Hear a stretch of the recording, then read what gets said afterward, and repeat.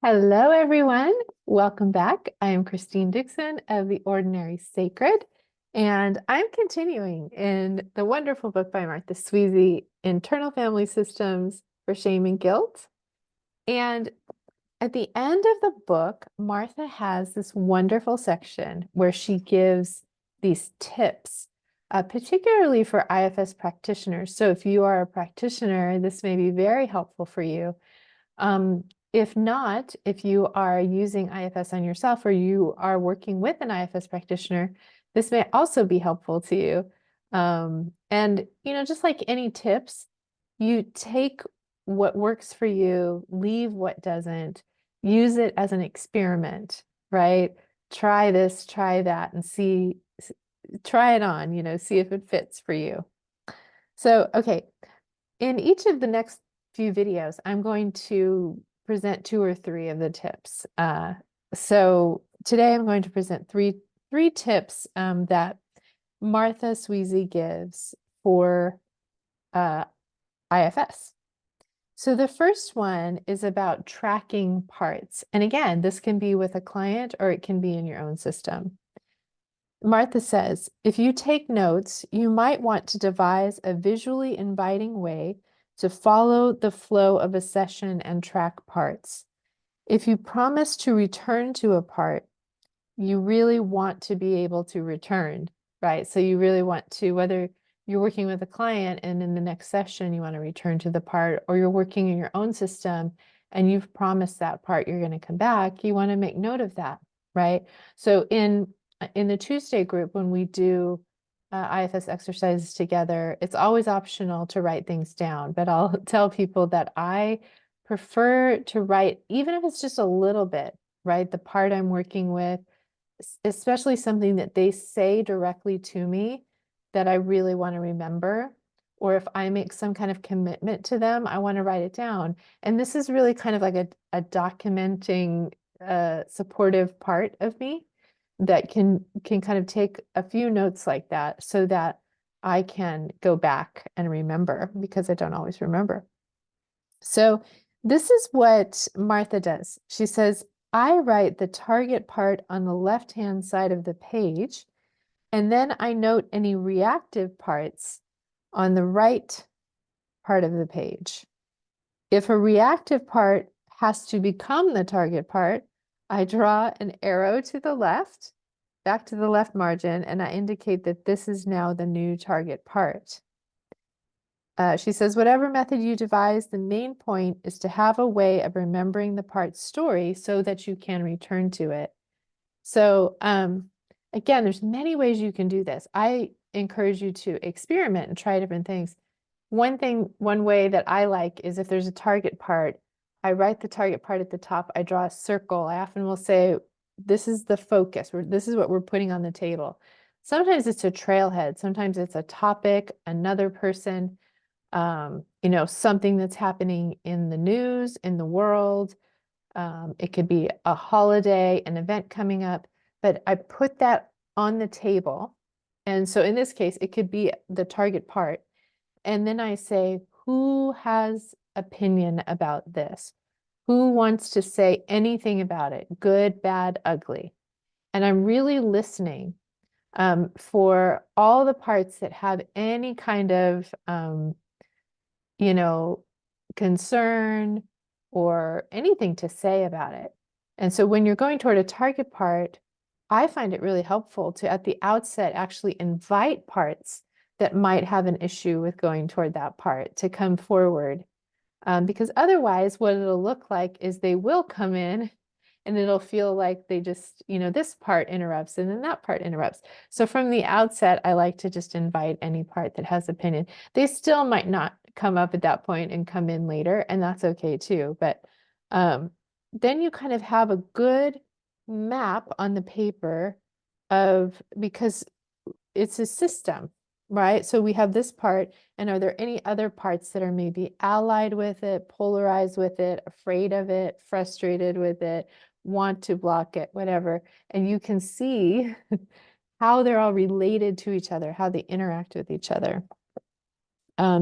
And then, like I said, I like to put just really the most important things to me are how old the part says it is, what it wants to be called. I'll ask, is there anything you really want me to know? And if there's something really big they want me to know about themselves, I will write that down. If they say something really directly, I'll write that down. If I ask, who are you protecting? And they tell me, I'll write that down. Anything that kind of comes directly from them uh, is what I like to write down. If I ask, what are you afraid would happen if you didn't do this job? And they tell me, I'll write that down because that is usually an indication to the exile they protect or a part that they might be polarized with that also needs my help, right? So those are kind of some of the most important things I might write down. All right. So the next tip that Martha gives, she says, the title of it is Language is the hammer and saw of your tool belts. And this is what she says. As we have already talked at length about language being crucial in the practice of IFS, I will not belabor the point, but here are 3 reminders. First, you can talk about the self without going into the philosophy of consciousness. You can just say you have an internal resource that is not a part, and it can help your parts in all the ways they most need help. You can experience this resource by asking your parts to make some space inside. I really like this, the simplicity of this. You don't have to go into the, like I always say, I don't care about the theory of self. I want a person to experience the self. So it's kind of proposing as myself is confident and clear about the fact that the other person does have a self.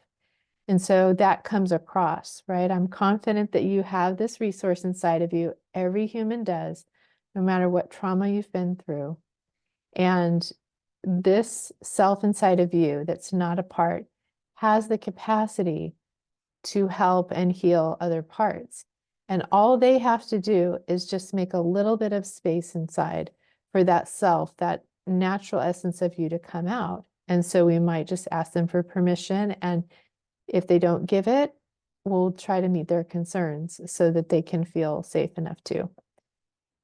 She continues on, this tells clients that the psyche is more expansive and resource rich than its current crowded, conflict-ridden state would indicate.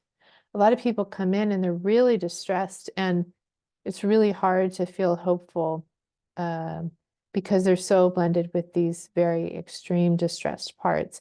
So we're kind of, being the hope merchant and offering hope in that way. She says, it also lets the client formulate their own ideas about the self. Second, you will get clarity on who is doing what to whom and why by thinking of and speaking about parts. So, one, I like that she says, they can formulate their own ideas about self. I made a post recently about how self can be, other people might call self their essence, their divine nature, their soul, their spirit, their heart, love. They might even call it the divine, God. For me, it doesn't matter what they call it, or it's just about them experiencing it, right? So it's not like the client and myself have to have this exact same cognitive understanding. What I'm hoping for is that they experience the calm, loving, wise nature of self. And then she says that, yeah, when you talk about the parts, you can begin again, kind of like we talked about in the tracking the parts and taking notes. You can begin having a wider view of who is here and who's responding to who and how are they interacting with each other. And then she says, third, win cooperation from protectors by using language that highlights the target part's agency. Rather than saying, she is blended with the exile, try saying, the exile is blended with her. And rather than asking the client to unblend that part, say, ask that part to unblend. This is really, really big because what I have learned is that the self always honors the autonomy of every person and every part. So there's always, everything is always optional. If a part will not do it, it's because they have a legitimate concern that needs to be met. So we don't say unblend that part because that gives the picture that the self is like grabbing the part and moving them over here. And the self never does that. The self never steamrolls over the autonomy of other parts. So instead, you would say, can you, who's not a part, ask that part if they're willing to unblend of their own will? And if they're not, that's okay. Ask them why not. What are they afraid would happen if they unblended? And we can meet their concerns. So that, I love that distinction of that language. Instead of, I'm going to unblend the part, it's, I'm going to ask the part if they are willing and able to unblend. And if they are not, find out why. Get curious. All right. So the third tip for today is entitled, The U-Turn Will Take You to Important and Sometimes Unexpected Places. If you've been listening to all of these examples that Martha gives, she's the master of the U-turn. It really is when a client comes in, or if you're doing it on yourself, you realize that you're so outward focused. They did this to me, or even, this is happening to me. It's kind of a bit of a victim mentality, but the focus is still out here. And the wow U-turn comes in here and says, let's get curious about what's happening on the inside. So she says, if a client describes being shamed, ask this question: when someone treats you badly, how do you treat yourself? Or, when they say that to you, what do you hear inside? What happens inside you? Because it's, when you say, how do you treat yourself, it really means how are other parts inside of you treating other parts inside of you? What are they saying? She says, if we help the injured part first, then protectors can calm down. If the client's self does not intervene quickly, however, protectors will launch into a variety of strategies, possibly including trying to understand the shamer's motives, justifying the shamer's behavior, criticizing the exile, or getting angry and plotting revenge. While engaging in these kinds of strenuous, contradictory actions, the client abandons the exile once again. This reminds me, I did a whole workshop last week on the shame cycle. And it is available, the replay is available if you want to get that on my website, theordinarysacred.com. And it's really an overview of this book. And this describes it quite well. I lead everyone in the workshop in this meditation that I call the Hurt One meditation. And I developed it from one line in this book that Martha says, where all of these protective parts are coming out to shame the exile, right? The inner critics, to take care of the other person, or take care of our appearance or what we say, or manage us in some way, or lash out at the other person, or escape and numb through substances or in some other way, right? All of these protectors rally around the one who's been hurt in this moment. And Martha says, you can approach them, see that they're all working really hard, appreciate their good intentions, appreciate their hard work, and then say, as all of you are working so hard, who is tending to the hurt one? Who is tending to the hurt one? And can you let me, or can you let the client who's not a part, tend to the hurt one? I actually just talked about this in a story yesterday um, on Instagram.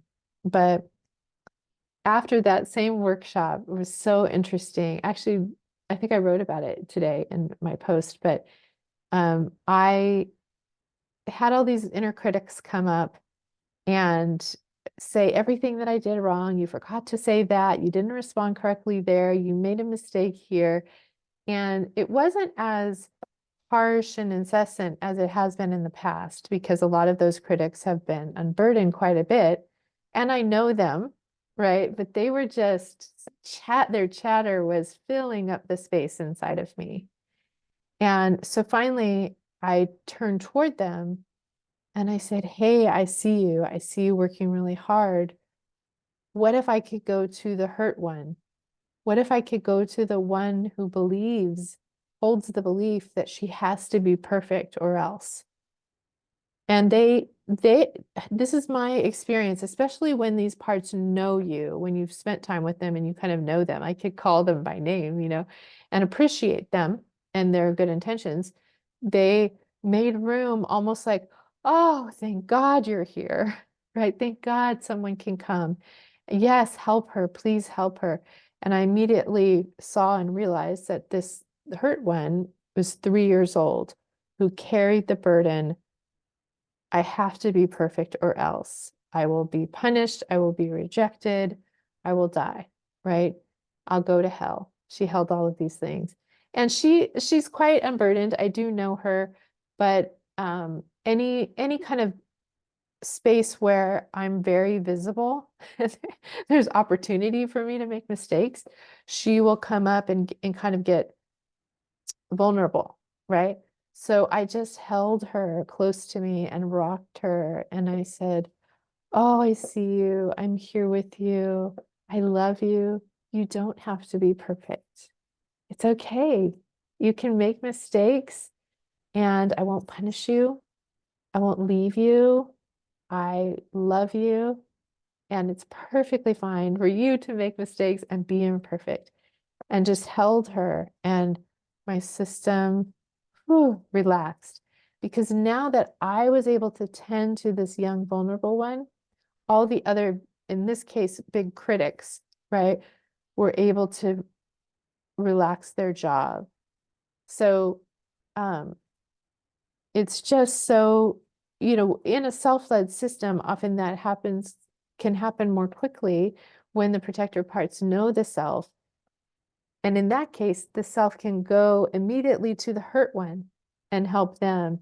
And then the protective parts don't have to jump in, right? But there can be lots of times, even when our system is quite healed, when there's something really overwhelming to the system, or maybe our bodies are really tired, we're ill, and it feels like we have less access to self.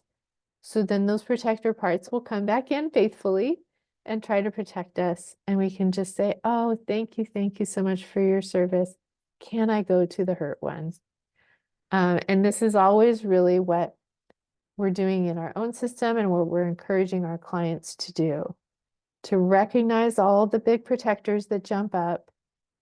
Hey, I see you and you and you. Thank you for working so hard. Can I go to what you protect so that you can rest? Okay. Thank you so much for listening to that. I hope those tips were helpful. In the next video, I will continue on with some more tips. And if you have any comments or questions, feel free to leave them in the comments below.